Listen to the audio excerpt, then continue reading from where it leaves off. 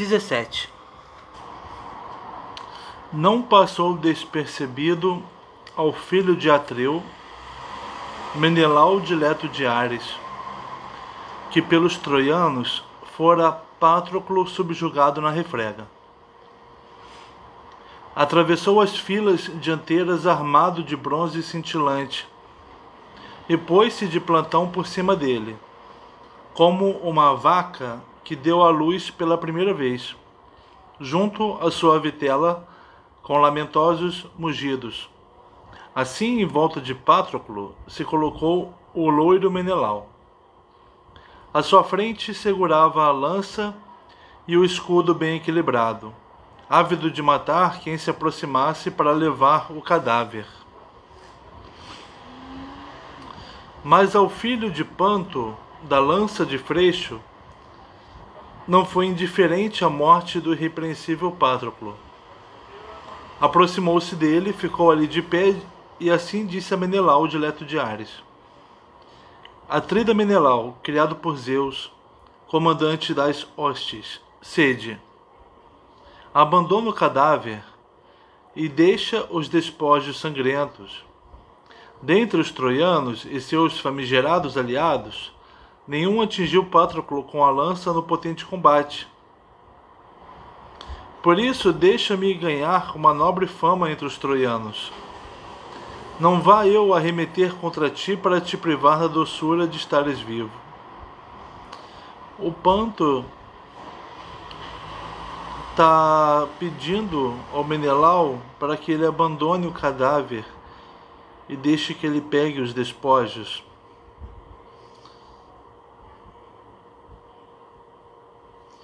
Está falando que isso daria fama para ele, visto que nenhum dos troianos nem aliados foi que atingiu Patroclo. Estranho, porque foi Heitor que atingiu Patroclo, né? Ajudado pelo Apolo, né? Em grande agitação lhe respondeu o loiro Menelau: Zeus Pai, não é coisa boa a presunçosa jactância. Na verdade, força assim, nem de leopardo ou de leão, nem de malévolo javali selvagem, cuja fúria enorme exulta de força no seu peito. Tal é a altivez dos filhos de Panto na lança de Freixo.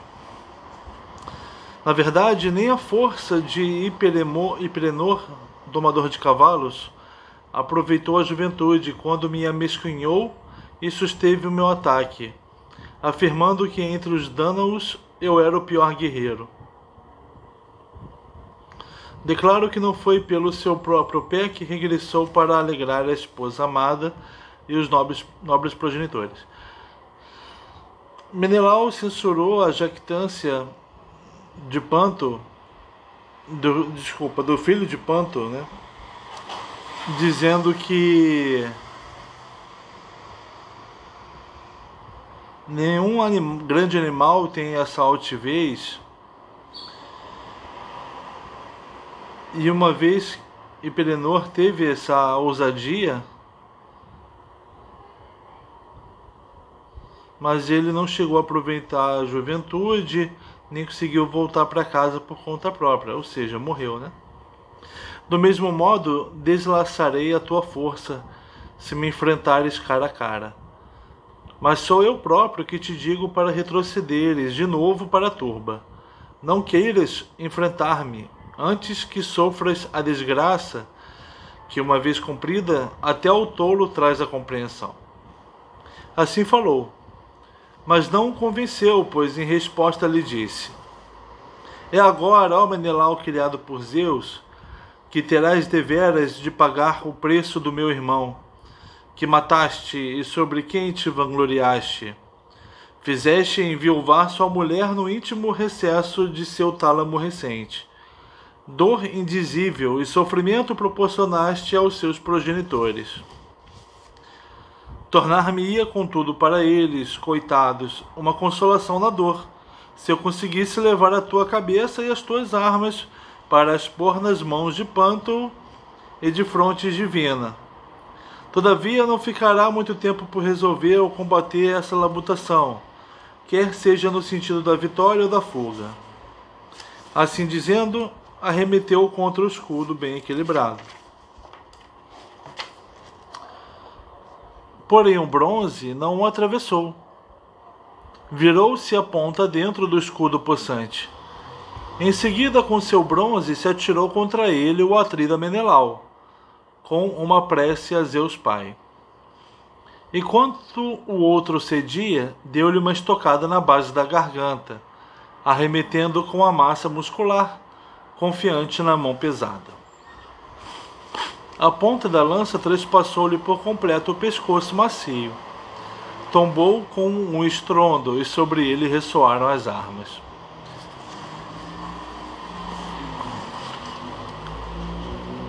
De sangue se umedeceram seus cabelos, que eram como os das graças, com as tranças entretecidas de ouro e prata. Tal como o lavrador trata de uma pujante vergôntea de oliveira em terreno solitário, onde brota quantidade suficiente de água, árvore bela e frondosa, a qual fazem estremecer as brisas de todos os ventos e floresce com flores de cor branca. Mas de repente vem a rajada de uma desmedida tempestade e arranca a árvore da terra, deixando-a estatelada no chão. Assim há Euforbo da lança de Freixo, filho de Panto. O atrida Menelau matou. Depois apressou-se para as suas armas. Tal como o leão criado nas montanhas, confiante na sua força, da manada a pastar arrebata a melhor das vacas. Primeiro com sua dentição possante, lhe agarra o pescoço, e depois devora-lhe o sangue e todas as vísceras, na sua fúria, enquanto à volta cães e pastores gritam repetidamente de longe, mas sem quererem aproximar-se, pois na verdade os domina o pálido terror. Assim não havia coragem nos peitos dos troianos que ousassem enfrentar o glorioso Menelau.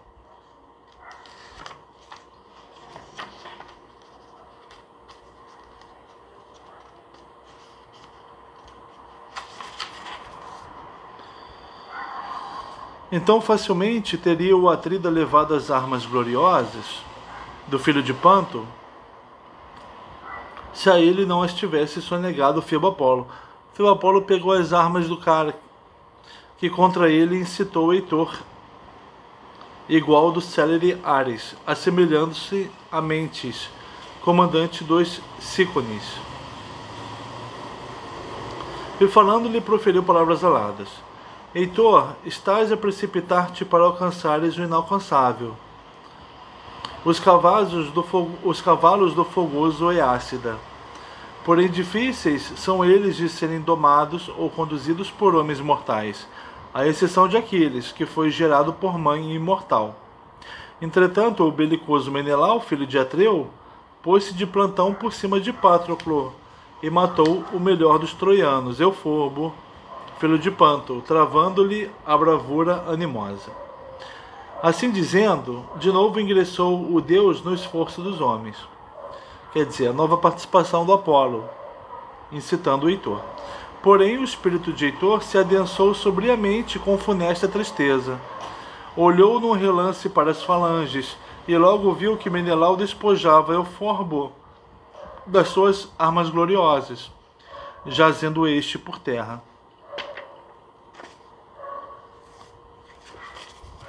E o sangue não parava de correr da ferida aberta. Atravessou as filas dianteiras armado de bronze cintilante, emitindo gritos penetrantes, semelhante à chama indefectível de Hefesto. Seus gritos não passaram despercebidos ao atrida, Menelau.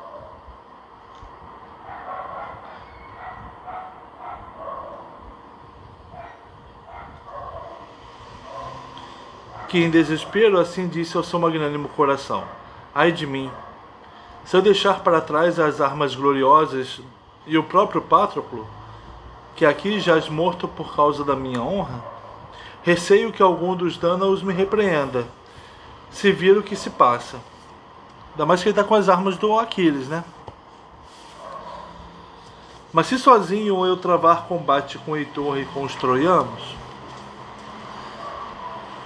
por vergonha, receio que me circundem, sendo eu só e eles muitos. Pois todos os troianos conduz para cá Heitor do elmo faiscante. Mas por que razão meu coração me recomenda estas coisas?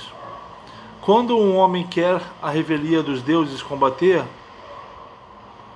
um homem honrado por um deus, depressa ao seu encontro rola grande desgraça. Por isso que não me repreenda nenhum dos danos que me veja a ceder perante Heitor, visto que ele luta por vontade divina. Mas se porventura eu encontrar Ájax excelente auxílio, ambos poderíamos voltar de novo e dedicarmos-nos ao combate, ainda que contra a vontade divina, na esperança de salvarmos o cadáver para o pelida Aquiles. Dos males seria esse o menor. Então você viu que o Menelau, fugindo do Ájax, do Heitor, teve que deixar o cadáver do Patroclo ali e as armas do Aquiles também. Enquanto assim ponderava no espírito e no coração, avançaram as falanges dos troianos, lideradas por Heitor. Então Menelau retrocedeu de onde estava e deixou o cadáver, voltando-se permanentemente como o leão barbudo, a quem cães e homens escorraçam do estábulo com lanças e gritos.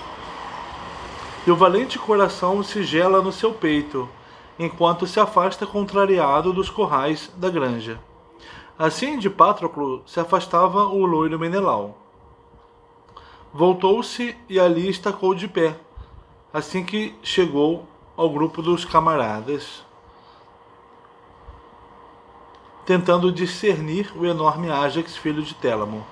Imediatamente o viu na ala esquerda de toda a batalha, encorajando os companheiros e incitando-os a combater, pois sobrenatural era o pânico que lançara Febo Apolo. Foi correndo, e quando chegou junto dele, assim lhe disse. Menelau encontrou Ájax, e vai falar para ele: Ájax, querido amigo, apressemo-nos a proteger Patroclo morto, na esperança de a Aquiles podermos levar o corpo, o cadáver nu.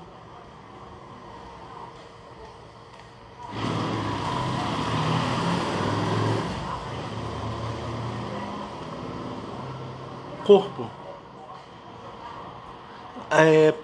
Segundo Bruno Snell, um teórico,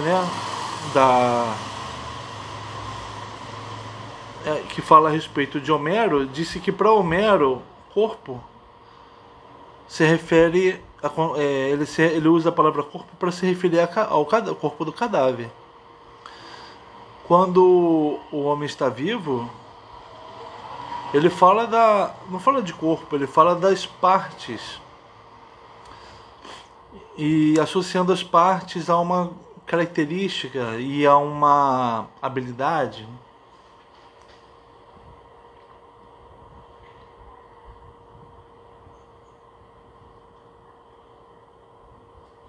Pois já Heitor do elmo faiscante lhe despiu as armas. Assim falou, agitando o coração do fogoso Ájax, que caminhou por entre os dianteiros com o loiro Menelau. Ora Heitor despira de Patroclo as armas gloriosas e arrastava-o para dos ombros lhe cortar a cabeça com bronze afiado e dar depois o cadáver aos cães de Troia para comerem. Olha o que o Heitor está fazendo com Patroclo. Ájax aproximou-se segurando o escudo como uma torre. Heitor retrocedeu e voltou para o grupo dos camaradas e saltou para o carro. Deu as armas gloriosas aos troianos para as levarem para a cidadela, para serem sua grande glória. Então o Heitor conseguiu levar as armas do Patroclo, que são do Aquiles, Mas Ájax cobriu o filho de Menécio com seu enorme escudo. Ájax conseguiu pegar o corpo. E pôs-se de plantão como o leão em torno das suas crias, com que na floresta, caminhando à frente dos jovens leões, homens caçadores deram de cara. E o leão exulta na sua força e faz descer todo o sobrolho até ocultar os olhos. Assim Ajax se pôs de plantão perto de Patroclo, o herói. E a seu lado estava o Atrida, Menelau, dileto de Ares, que nutria em seu peito um enorme sofrimento. O corpo do Patroclo é motivo de muito cuidado, porque é o corpo do companheiro do Aquiles, né? Respeitado por todos. Respeito esse que não foi demonstrado agora por Heitor, que quis pegar o corpo, arrancar a cabeça, né?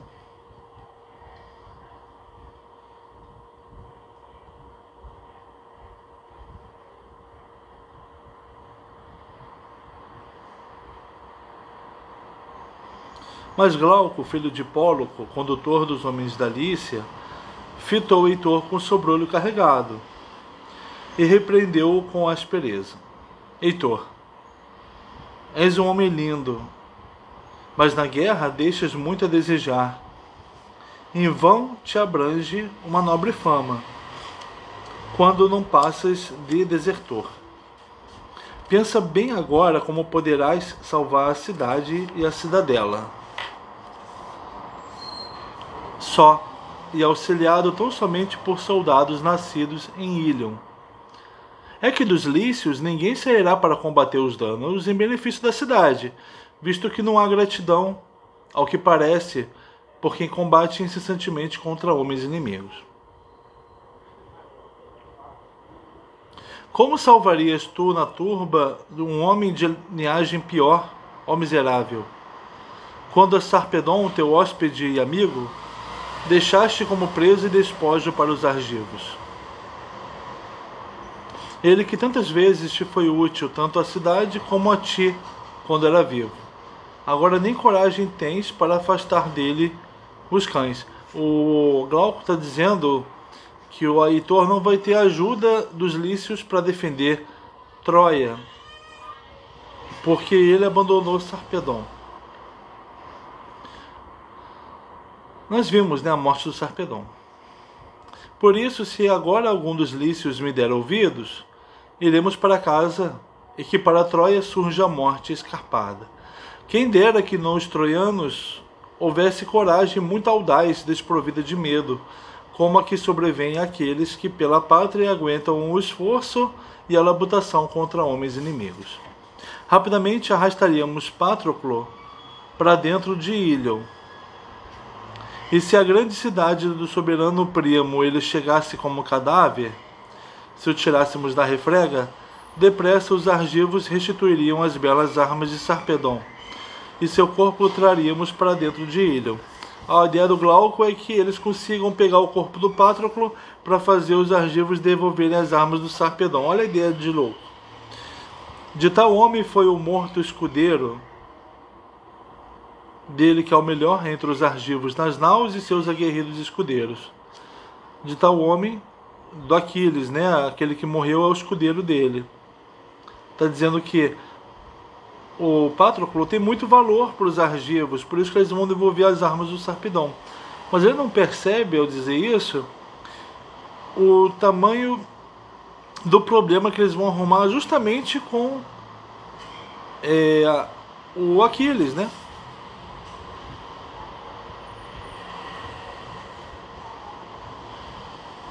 Mas tu não tiveste coragem para enfrentar o magnânimo Ajax cara a cara, olhando olhos nos olhos na grita dos inimigos, nem para com ele lutares, visto que ele é mais homem que tu.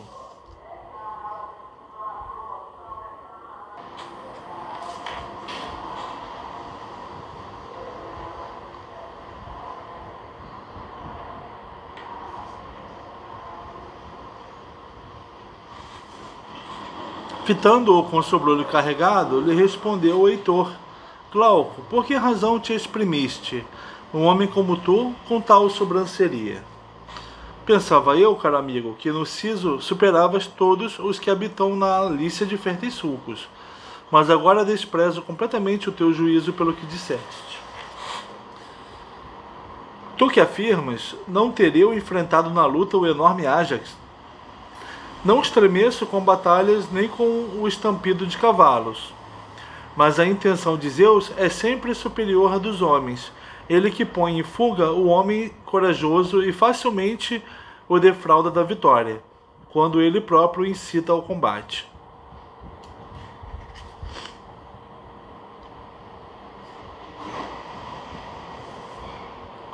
Mas vem para cá, meu caro, e põe-te ao meu lado e olha para isso. Vê bem se ao longo desse dia me mostrarei covarde, como dizes, ou se travarei algum dos Dânaos, ávido embora esteja na peleja em torno do cadáver de Patroclo. Aos troianos bradou então Heitor, vociferando bem alto. Troianos... Nossa, ele vai então atrás do Patroclo mesmo, hein? Só porque o Glauco falou. Troianos, ilícios e dárdanos, prestos combatentes, sede homens, amigos, e lembrai-vos da bravura animosa, enquanto eu envergo as armas do irrepreensível Aquiles. Belas armas que a força despide de Patroclo, depois de o matar. Aqui ele está se enchendo de uma confiança descabida. Porque Patroclo perguntou para ele por que ele recuou diante do Ájax. Ájax queria levar o cadáver do Patroclo para ser pranteado por Aquiles. Coisa que os deuses... coisa que agrada aos deuses. Prantear os mortos. Honrar os mortos. Mas pelo Glauco ter interrogado questionado a coragem do Heitor, ele vai querer tomar agora o cadáver do Patroclo, sabe-se lá para fazer o quê? Isso não vai dar certo. Ainda disse que ele pegou as armas do Aquiles, né? Então está cheio de si. Vamos ver o que vai acontecer. Assim falando, afastou-se Heitor do elmo faiscante da fúria da guerra e foi correndo ter com os companheiros, assaz rapidamente, embora não estivessem longe, com pés velozes. Com os que levavam para a cidade as armas gloriosas do Pelida, Aquiles, e afastado da batalha muito lacrimosa, mudou então de armas. Deu as que ele antes envergara aos troianos, amigos de combater, para levarem para a Sacra Ilha. E depois vestiu as armas imortais do Pelida Aquiles. Ele pôs as armas do Aquiles, as quais outrora os deuses habitantes do céu ofereceram ao pai amado. Peleu, o pai do Aquiles, que, envelhecido, as dera ao filho. Porém, não seria vestido com as armas do pai, que o filho envelheceria. Está falando que Peleu deu as armas para Aquiles, mas o Aquiles não ficaria velho, né? Ele vai morrer jovem, usando as armas que o pai lhe deu. Quando de longe o viu Zeus, que comanda as nuvens, a vestir-se com as armas do divino Pelida, abanou a cabeça e assim disse ao próprio coração: Ah, pobre desgraçado, na verdade não pensas na morte, e ela está já perto de ti. Tu que agora veste as armas imortais de um homem nobilíssimo, perante o qual tremem os demais, mataste o companheiro dele, homem bondoso e valente, e de forma bem feia lhe despiste da cabeça e dos ombros as armas. Contudo, por agora te outorgarei grande força, como compensação pelo fato de já não regressares da batalha para Andrômaca receber de ti as armas gloriosas do Pelida. Está dizendo: eu vou te outorgar grande força agora, como uma compensação pelo que vai te acontecer depois, que você não vai voltar para casa. Andrômaca é a mulher dele, né, que não vai vê-lo. Assim falou Crônida, inclinando o azul sobrolho. Ao corpo de Heitor ajustou as armas. E nele entrou Ares, terrível Eniálio.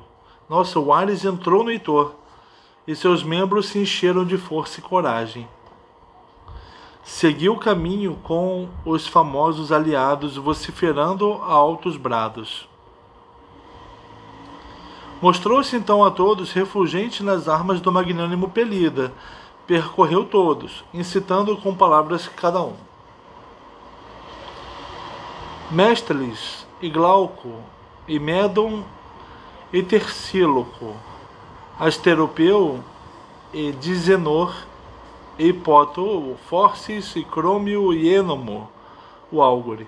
Incitando-os, proferiu palavras aladas. Ouvi-me, ó raças numerosas dos aliados circunvizinhos. Não foi porque procurei uma multidão ou dela precisasse que aqui reuni cada um de vós das vossas cidades, mas para que me salvasseis as mulheres e pequenas crianças dos troianos, dos aqueus amigos de combater. Com esta intenção, depaupero o povo por causa dos dons da comida, com que aumento a coragem de cada um de vós.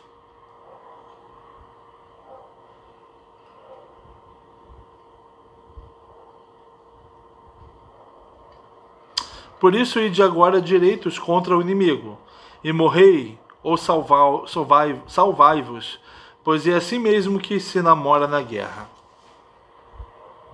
Aquele que consiga arrastar o cadáver de Patroclo para o meio dos troianos domadores de cavalos e consiga travar Ájax, a esse darei eu metade dos despojos, ficando eu próprio com a outra metade, e a minha glória será a dele equivalente. Assim falou, e eles logo com afinco arremeteram contra os dânaos, brandindo bem alto as lanças. Ele transformou a luta numa coisa sem glória, numa coisa pela riqueza. E grande era a sua esperança de arrastarem o cadáver de onde estava. Ele transformou a luta numa coisa depravada, debaixo de Ájax Telamônio. Os estultos é que a muitos privaria ele da vida sobre o morto. Foi então já que Ájax falou assim a Menelau, excelente auxílio. Querido amigo Menelau, criado por Zeus, perdi a esperança de nós dois regressarmos salvos da guerra. Já não é tanto pelo cadáver de Patroclo que receio, pois em breve fartará os cães de Troia e as aves de rapina. É mais pela minha própria cabeça que temo, por aquilo que poderá sofrer, e pela tua, visto que tudo cobre a nuvem da guerra. Heitor. E para nós se manifesta já a morte escarpada. Mas agora tu pelos regentes dos Dânaos. Mas chama agora tu pelos regentes dos Dânaos.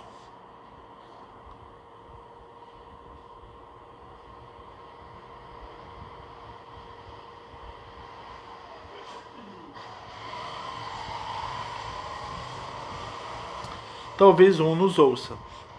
Assim falou, e não lhe desobedeceu Menelau, excelente auxílio. Soltou um grito penetrante, e assim disse aos Dânaos: amigos, regentes e comandantes dos argivos, vós que ao lado dos Atridas, Agamenon e Menelau, bebeis o vinho do povo e dais ordens, cada um de vós, às hostes e sobre quem recai a honra e glória de Zeus. É-me difícil descortinar aqui cada um dos comandantes. Tal é a forma como lavra o conflito da guerra. Mas que cada um avance por sua conta e se envergonhe no coração de que Patroclo se torne joguete dos cães de Troia. Assim falou, e ouviu claramente o célere Ájax, filho de Oileu. Foi o primeiro a vir a correr ao seu encontro na batalha. Depois dele vieram Idomeneu e o companheiro de Idomeneu, Meríones, igual de Eniálio, matador de homens. Quanto aos outros, quem em seu espírito nomeá-los poderia? Foram tantos os que depois atearam o combate dos aqueus. Porém, os troianos avançavam, cerrados, liderados por Heitor. Tal como quando, na foz de um rio alimentado pelo céu, a onda enorme brame contra a corrente e os promontórios em redor ecoam com o som de fora do mar marulhante, assim gritavam os troianos enquanto avançavam. Mas os aqueus, com um só coração, ficaram de volta do Menécida, Patroclo, formando uma barreira com escudos de bronze. E em torno dos elmos coruscantes derramou o Crônida escuridão cerrada, visto que nem anteriormente por ele odiado fora o Menécida, quando era ainda vivo e era escudeiro do Eácida. Está falando que Zeus não odiava o Patroclo quando ele era vivo e era escudeiro do Aquiles. O que Zeus odiava era que ele se tornasse joguete dos cães dos inimigos dos troianos, e por isso encorajou os amigos a defendê-lo, porque não agrada aos deuses que os mortos sejam se faça qualquer coisa com eles, né? Primeiro os troianos repulsaram os aqueus de olhos brilhantes, que deixaram o cadáver e retrocederam. Porém, a nenhum deles mataram os altivos troianos com as lanças, embora quisessem, mas prepararam-se para arrastar o cadáver. Por tempo exíguo, os repeliram os aqueus, pois deveras rapidamente os incitou Ájax, ele que em beleza e em façanhas guerreiras sobrelevava a todos os outros aqueus, à exceção do irrepreensível Pelida, o Aquiles. Foi direto pelo meio dos dianteiros, na força como um javali selvagem, que nas montanhas facilmente dispersa cães e vigorosos mancebos, ao atacá-los rodopiando nas clareiras. Assim o filho do altivo Telamon, o glorioso Ájax, se meteu no meio deles, dos aqueus, né? E facilmente dispersou as falanges dos troianos, eles que se posicionaram em volta de Patroclo, sobretudo decididos a arrastá-lo para a cidade deles e desse modo alcançar a glória. Ora, Hipoto, filho glorioso de Leto, o Pelasgo, arrastava o cadáver pelo pé no potente combate, tendo atado um cinto aos tendões dos 2 tornozelos, para assim agradar a Heitor e aos troianos. Mas depressa lhe sobreveio uma desgraça que nenhum deles logrou repelir, por mais que quisessem, pois através da chusma arremeteu contra ele o filho de Telamon, e golpeou-o de perto através do elmo com bocetes de bronze. O elmo com penachos de crinas de cavalo fendeu-se em torno da ponta, golpeado por lança comprida,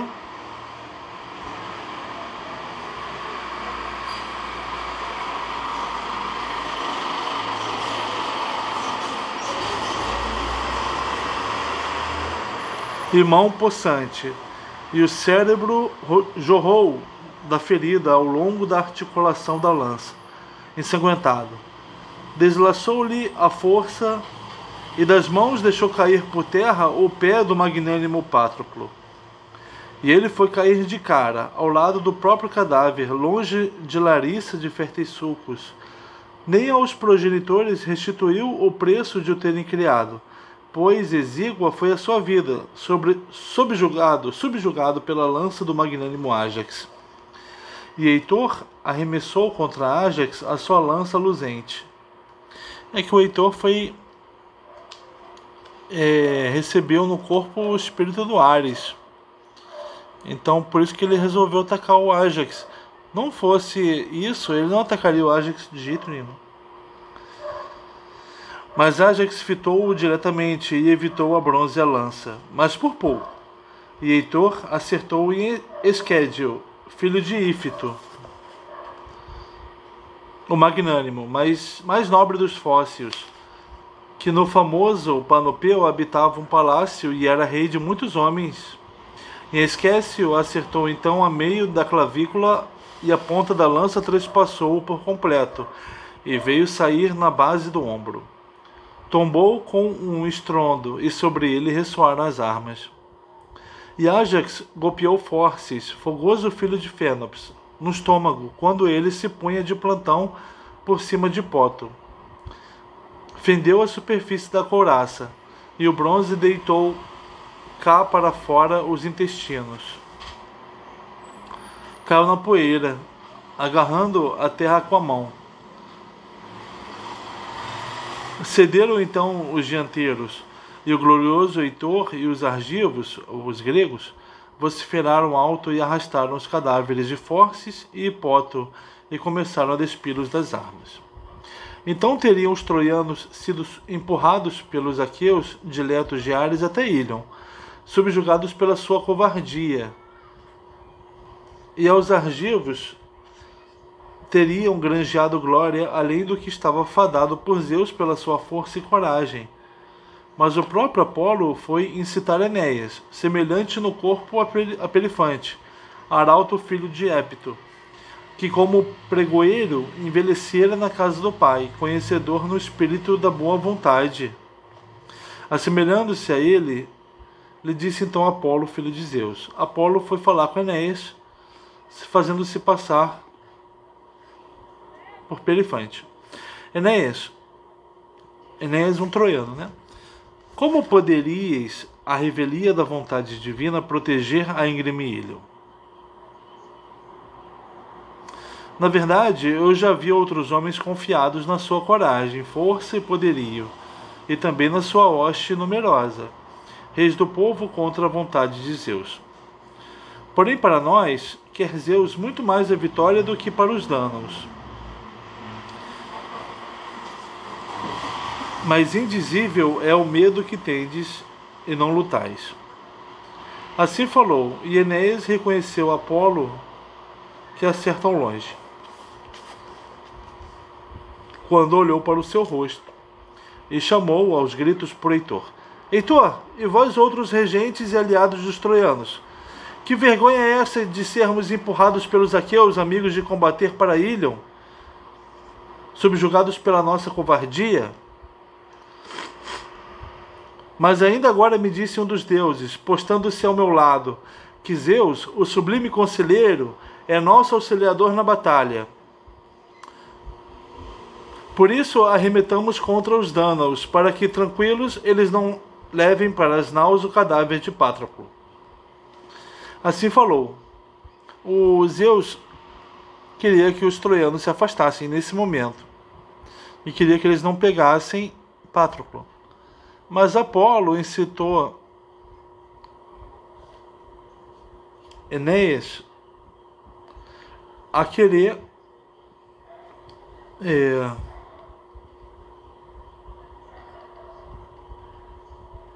a não se deixar empurrar até a cidade pelos gregos, né?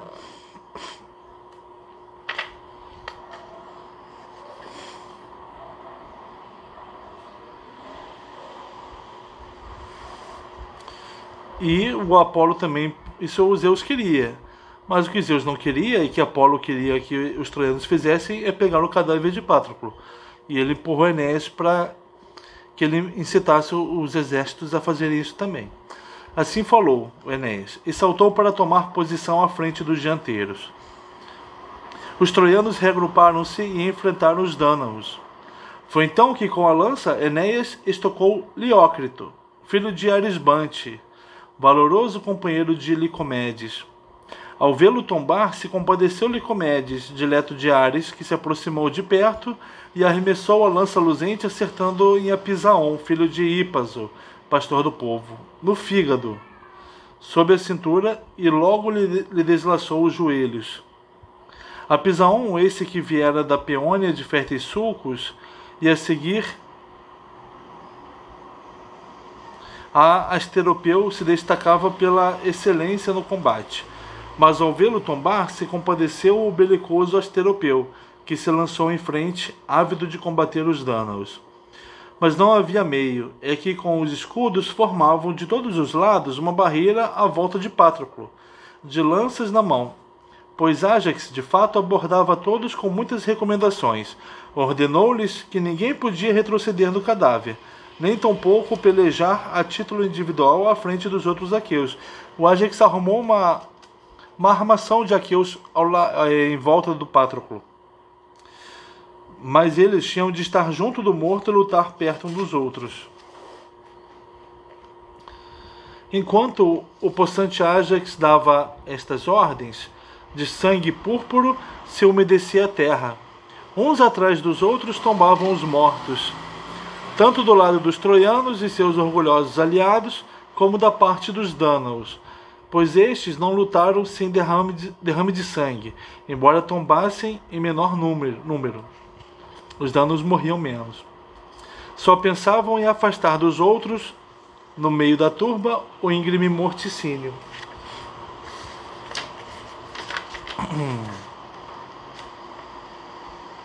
Assim lutaram eles como se fossem fogo ardente, e não dirias que porventura ainda existiam o sol e a lua, pois de escuridão estavam envoltos na peleja todos os regentes que estavam de pé em volta do falecido filho de Menécio.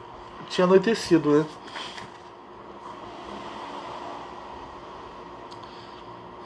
Mas os outros troianos e aqueus de belas Quinêmides combatiam com facilidade debaixo de céu limpo, e sobre eles se estendia a ofuscante... Não estava de noite, estava de dia. E sobre eles se estendia a ofuscante luminescência do sol. Nuvem não havia em toda a terra e nas montanhas. Combatiam com algumas pausas, procurando evitar os dardos portadores de gemidos uns dos outros, pondo-se à distância. Mas os que estavam no meio sofriam dores devido à escuridão e à guerra. Acabrunhados pelo bronze renitente, todos eles que eram os melhores. Mas os dois homens não sabiam ainda dos varões gloriosos, Trasimedes e Antíloco, que morrera o irrepreensível Patroclo. Ainda pensavam que ele estava vivo a combater os troianos na fila dianteira. E esses dois, concentrados na morte e na fuga dos companheiros, lutavam à parte, tal como lhes ordenara Nestor. Quando de junto das escuras naus os chamara para a guerra.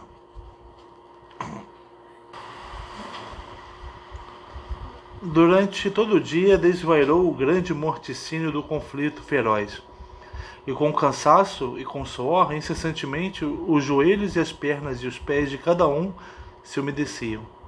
E as mãos e os olhos, enquanto combatiam os dois lados, à volta do excelente escudeiro do Eácida de pés velozes. Tal como quando um homem dá ao povo para esticar a pele de um grande touro, toda impregnada de gordura, e depois de a receberem, colocam-se em círculo para a esticarem.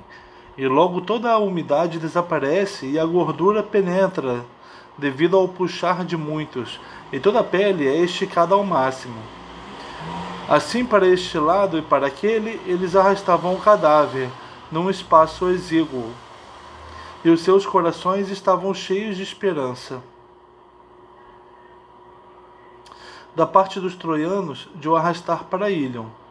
Da parte dos aqueus, de o levar para as côncavas naus. Parece que a disputa pelo cadáver do Patroclo se tornou o ponto principal da guerra. Parece que o ponto de esperança para os dois lados, porque como se quem conseguisse levá-lo para si venceria a guerra inteira.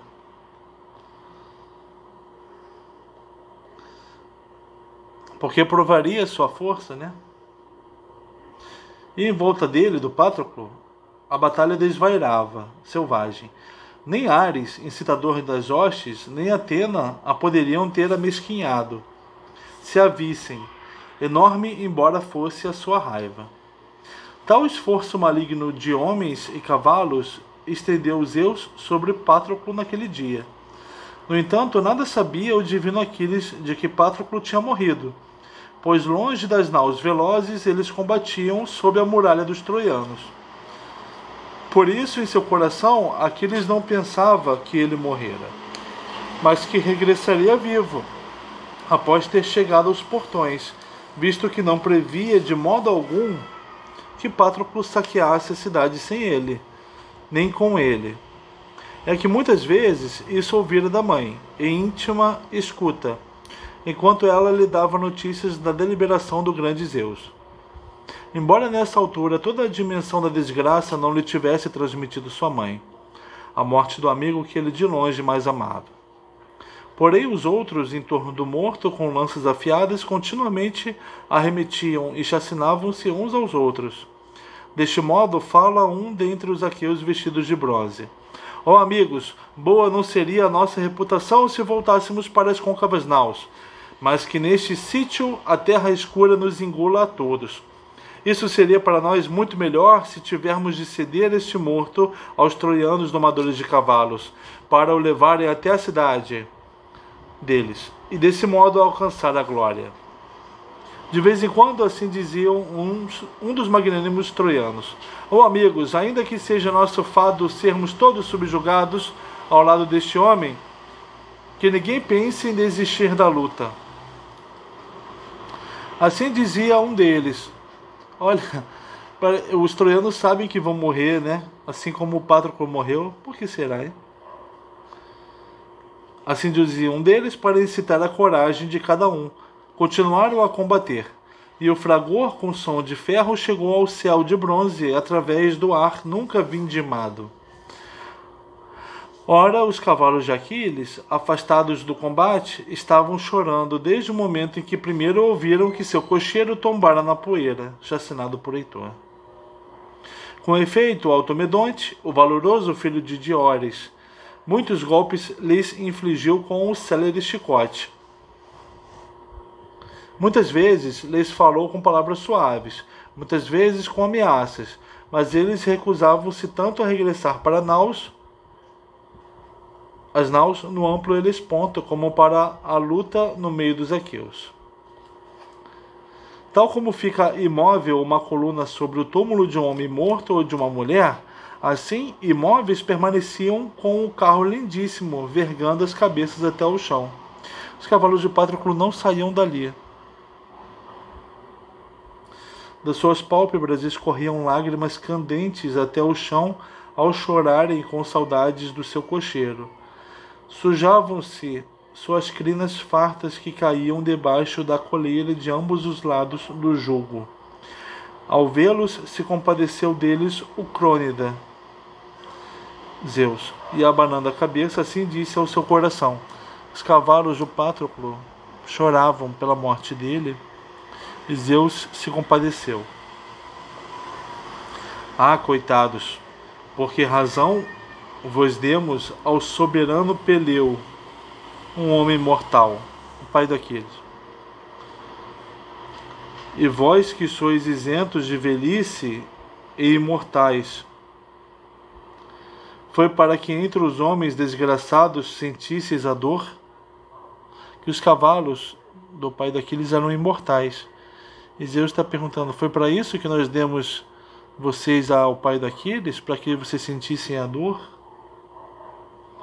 Pois na verdade nada há de mais miserável que o homem, de todos os seres que vivem e rastejam em cima da terra. Mas em vós e no vosso carro maravilhosamente trabalhado não montará Heitor Priâmida. Não o permitirei. Não é suficiente que tenha as armas e com elas em vão se ufane? Nos vossos joelhos e no espírito lançarei a força, para que também a Automedonte salveis da batalha em direção às côncavas naus. Aos troianos darei ainda a glória de chacinarem até que cheguem às naus bem construídas e se ponham ao sol, na altura em que sobrevier a escuridão sagrada. Assim dizendo, nos cavalos insuflou grande força, e eles sacudiram das suas crinas a poeira para o chão, e puxaram depressa o carro por entre troianos e aqueus. Atrás deles combatia Automedonte, apesar do desgosto pelo amigo, voando com o carro como um abutre no meio de gansos, pois facilmente ele fugia dos gritos de guerra dos troianos para facilmente atacar, arremetendo através da multidão. No entanto, não matava ninguém quando depressa perseguia, pois não lhe era possível, sozinho no carro sagrado, atacar com a lança e controlar os céleres corcéis. Por fim, viu com seus olhos um companheiro, Alcimedonte, filho de Laerces, filho de Émon. Aproximou-se do carro e assim disse a Automedonte: Automedonte, qual dos deuses tão inútil deliberação te pôs no espírito e te privou do seu excelente juízo? É assim que combates contra os troianos na turba dianteira, isolado? Pois teu companheiro foi chacinado e suas armas enverga-as o próprio Heitor, ufano nas armas do Eácida. Em seguida lhe respondeu Automedonte, filho de Diores: Alcimedonte, que outro homem dentre os aqueus tem igual valor para dominar e conduzir o espírito de cavalos imortais, além de Patroclo, igual dos deuses em conselho quando era vivo? Mas agora encontrou a morte e o fado. Porém tu agarra no chicote e nas rédeas fulgentes, e eu descerei do carro para que possa lutar. Assim disse, e Alcimedonte saltou para o célere carro e rapidamente pegou no chicote e nas rédeas com as mãos, e Automedonte desmontou. Mas apercebeu-se o glorioso Heitor, e logo falou a Enéas, que estava ali ao pé. Enéas, conselheiro dos troianos vestidos de bronze, descortinam ambos os cavalos do Eácida de pés velozes, a aparecerem na batalha conduzidos por cocheiros covardes. O Automedonte pediu para o Alcimedonte levar os corcéis do Patroclo e do Aquiles, né, de volta para as naus. Mas Heitor disse para Enéas que viu os cocheiros fugirem com os cavalos, né? Tenho esperança de arrebatar esta parelha, se o teu espírito me quisesses ajudar, visto que eles dois não aguentariam o nosso ataque se tivessem de lutar conosco na batalha. O Heitor é desvairado. Assim disse, e não lhe desobedeceu o valente filho de Anquises. Foram ambos em frente, os ombros protegidos com escudos de pele de boi, fortes e ásperos, em cuja feitura havia bronze abundante. E com eles foram Crômio e o divino Areto, ambos avançaram, pois grandemente esperava seu coração matar os homens e arrebatar os cavalos de sublimes pescoços. Os estultos, não seria sem derrame de sangue que de novo regressariam de junto de Automedonte. Ora ele rezou a Zeus Pai, encheu-se o seu escuro peito de força e de coragem.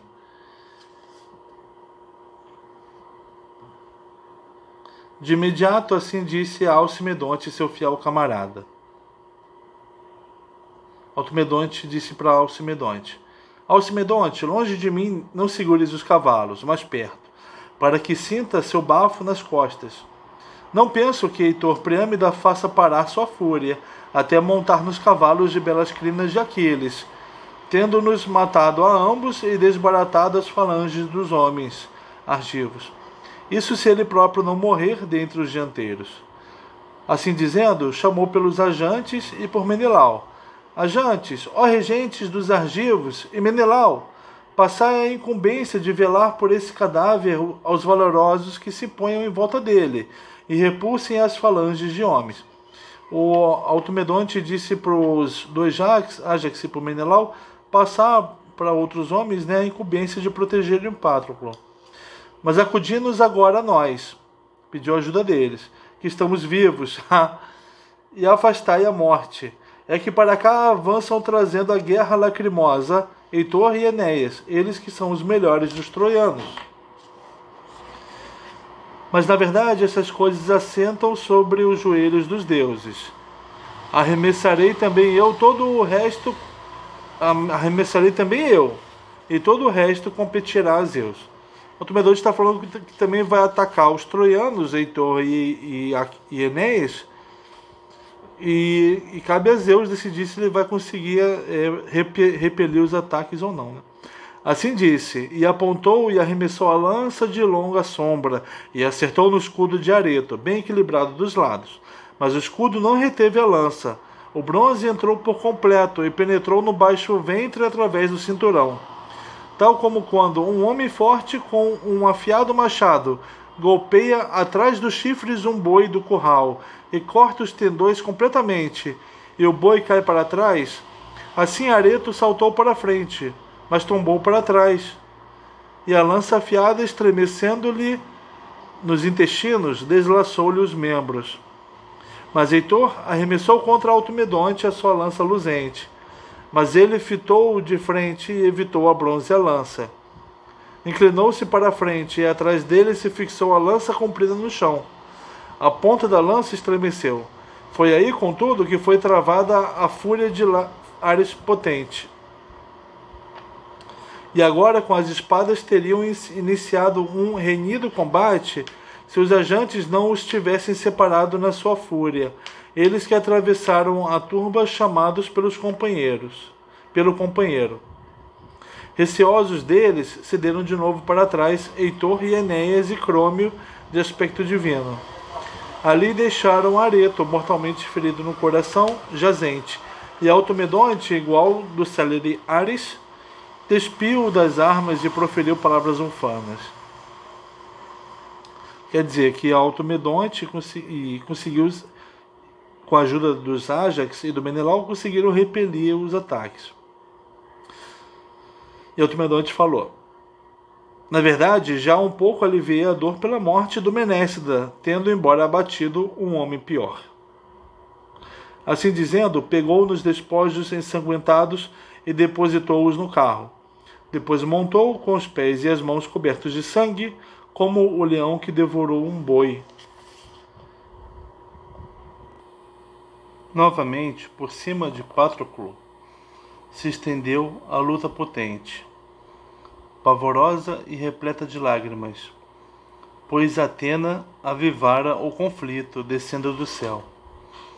É que a enviara Zeus, que vê ao longe, para incitar os Dânaos. A verdade é que somente mudara.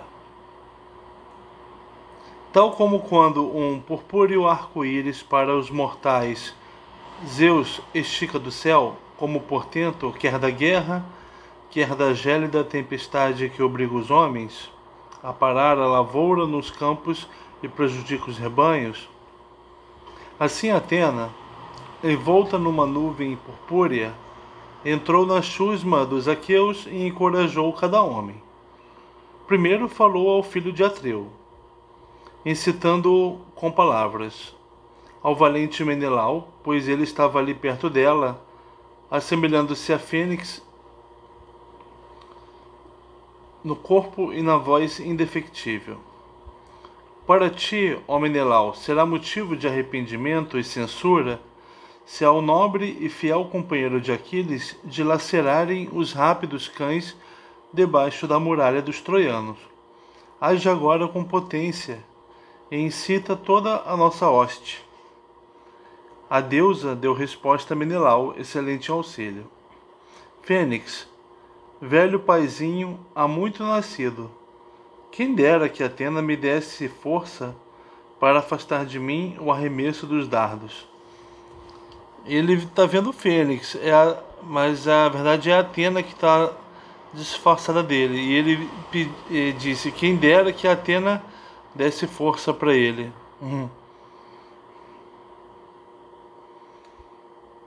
Se assim fosse, quereria, pois, pôr-me ao lado de Patroclo para o proteger. Sua morte tocou-me deveras o coração. Porém, Heitor tem a força terrível do fogo e não desiste de atacar com o bronze. É a ele que Zeus outorga a glória. Assim falou, e regozijou-se a deusa, Atena de olhos esverdeados, porque dos deuses todos fora a ela que ele rezara primeiro.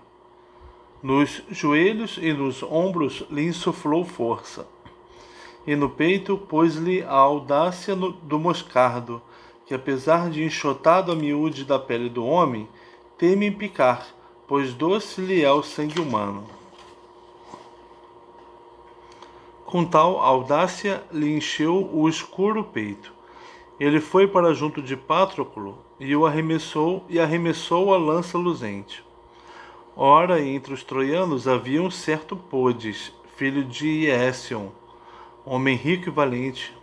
Sobremaneira o honrava Heitor entre o povo, pois era bem-vindo comensal no festim. Foi nele que o loiro Menelau acertou no cinturão, quando se pôs em fuga, e o bronze penetrou por completo. Tombou com um estrondo. Em seguida, o atrida Menelau arrastou o cadáver dentre os troianos para a hoste dos seus conterrâneos. Foi então que Apolo se aproximou de Heitor para o incitar, assemelhando-se a Ásio, filho de Fênops, que de todos os hóspedes lhe era o mais caro, ele que vivia em Ábido. Assemelhando-se a ele, lhe disse Apolo que age de longe: Heitor, que outro homem dos aqueus alguma vez te receará?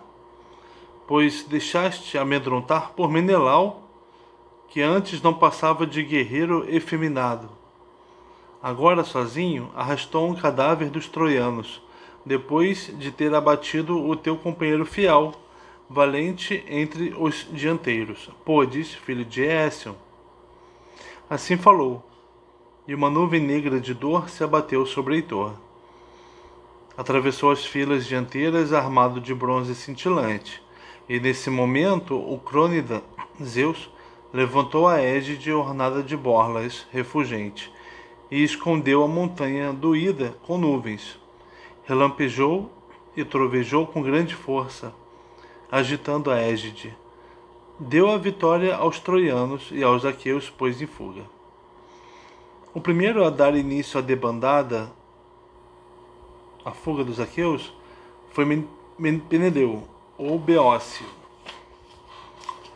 pois foi ferido no ombro com uma lança na parte de cima do ombro, uma ferida superficial. No entanto, chegou ao osso a ponta de Polidamante, pois ele arremessara de perto. Por seu lado, Heitor feriu Leito na mão junto do pulso, o filho do magnânimo Alectrion, e travou-lhe o combate. Mas depois retrocedeu, ansioso, porque já não esperava no coração combater os troianos com a lança na mão. No momento em que Heitor perseguia Leito, Idomeneu golpeou-o na couraça, no peito junto do mamilo, mas quebrou-se a lança comprida, ao que os troianos gritaram alto. Mas Heitor arremessou contra Idomeneu, filho de Deucalião, de pé no carro, mas não lhe acertou, por pouco. Acertou sim no camarada e cocheiro de Meríones, Quérano, que os seguira da bem construída Licto, pois a pé viera Idomeneu das naus recurvas, e teria cedido grande prevalência aos troianos, se Quérano não tivesse vindo com os cavalos velozes. Por isso chegou como luz para Idomeneu, evitando o dia fatal. Embora ele próprio perdesse a vida nas mãos de Heitor, matador de homens, pois ele golpeou no maxilar debaixo da orelha, e a lança arrancou os dentes pelas raízes e cortou a língua a meio. Tombou do carro, deixando as rédeas cair ao chão. Mas Meríones pegou nelas com as suas mãos, agachando-se no chão, e assim disse a Idomeneu: Dá agora ao chicote até chegares às naus velozes. Tu próprio já sabes que a vitória não é dos aqueus. Assim falou, e Idomeneu chicoteou os cavalos de belas crinas até as côncavas naus, pois na verdade o medo acometera seu coração.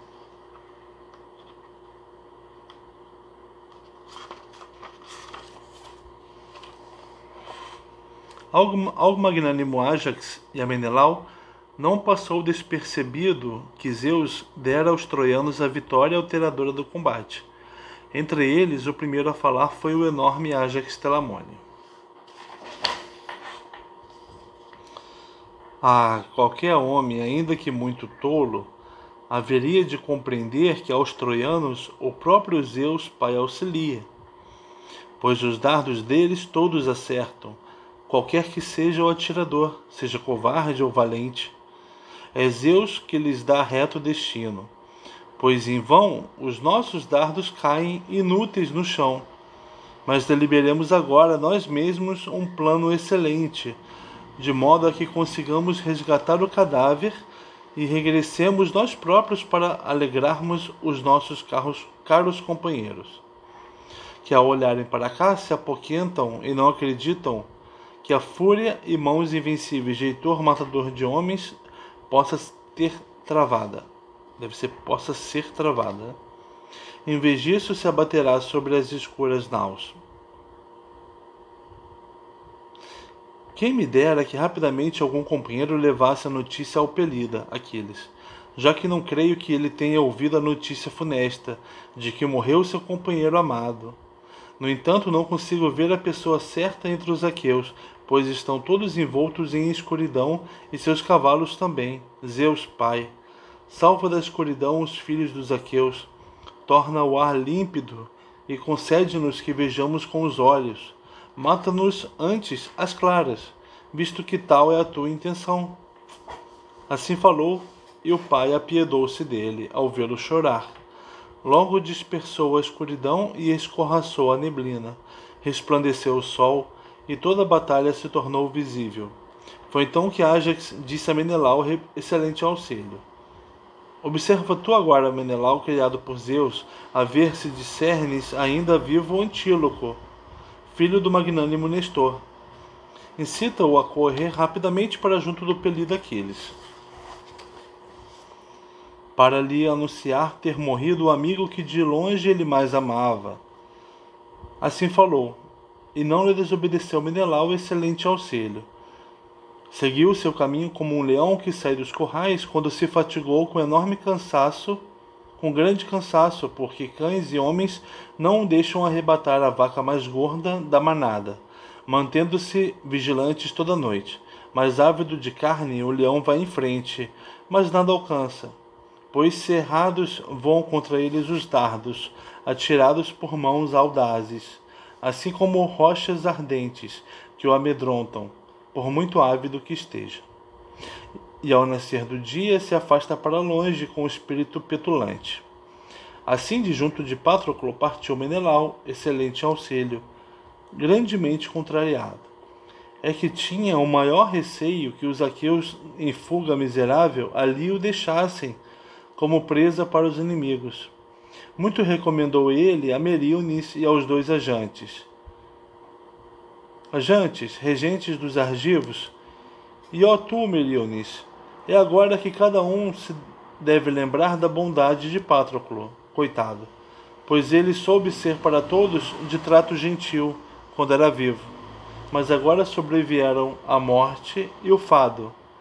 Assim dizendo, afastou-se o loiro Menelau, olhando em todas as direções como a águia, de quem se diz ter a vista mais arguta de todas as aves voadoras do céu. A quem lá no alto não passa despercebida a lebre veloz, agachada sob um frondoso arvoredo, mas a águia desce sobre ela depressa e arrebata-a, privando da vida. Assim, ó Menelau criado por Zeus, os teus olhos brilhantes olhavam por toda parte no meio dos numerosos conterrâneos, na esperança de poder discernir vivo o filho de Nestor. Imediatamente o viu na ala esquerda de toda a batalha, encorajando os companheiros e incitando-os a combater. Postando-se junto dele, lhe disse então o loiro Menelau: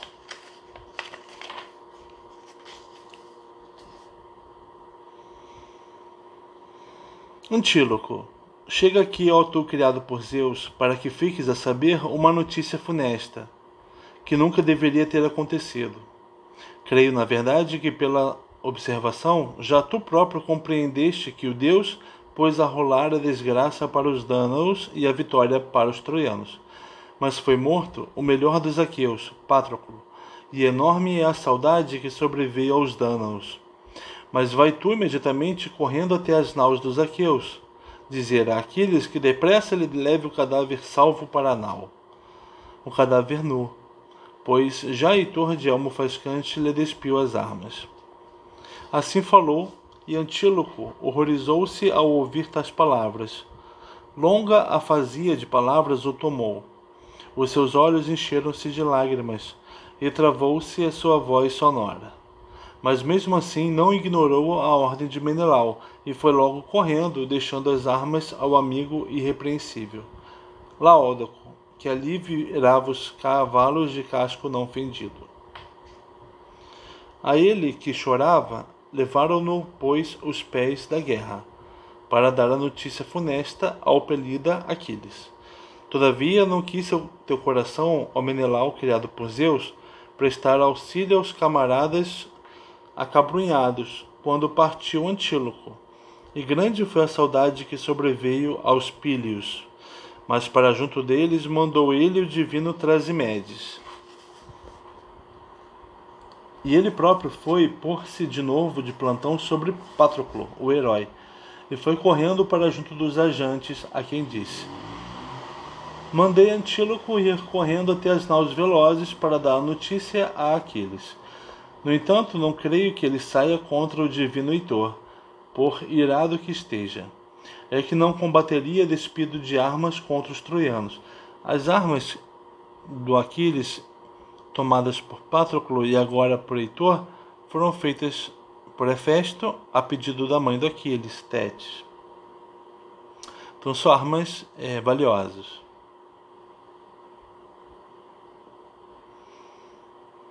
Mas deliberemos agora nós mesmos um plano excelente, de modo a que consigamos resgatar o cadáver e escapemos à morte e ao destino no meio do fragor bélico dos troianos.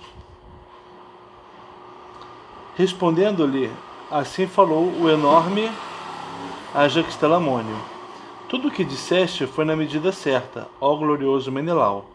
Juntamente com Meríones, agacha-te depressa de perto do corpo, para levantardes o cadáver e o resgatardes do combate. Na retaguarda nós lutaremos contra os troianos e o divino Heitor, tendo o mesmo coração como o mesmo nome, nós que há muito nos habituamos a aguentar ares aguçados um ao lado do outro.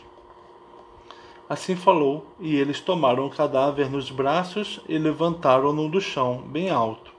E atrás deles, a hoste dos troianos gritou alto, assim que viram os aqueus levantando o cadáver. Arremeteram como cães que se atiram contra um ferido javali, incitados por mancebos que vieram à caça.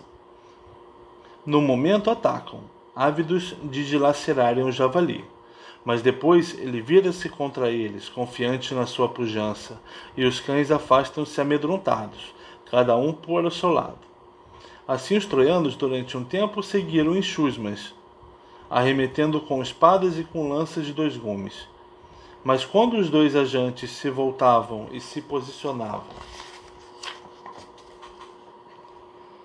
contra eles, mudava-se a cor da sua pele, e ninguém ousava lançar-se em frente para lutar pelo cadáver.